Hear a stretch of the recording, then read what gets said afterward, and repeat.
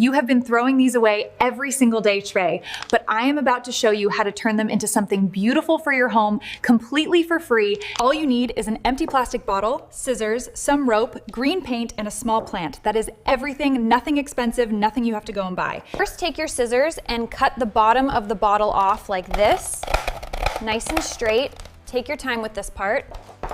Now paint the outside any color you love, and as I am using green tea, but use whatever color matches your home.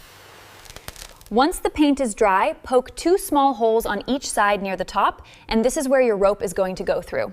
Now place your plant inside with some soil, press it down gently, and just look at how beautiful this already is. Hang it right next to your window claim and look at what you just made from something you were going to throw in the bin. If you want more DIY ideas like this every single week, subscribe right now and drop a comment below. Did you enjoy this? Tell me. I read every single one comment. See you next time.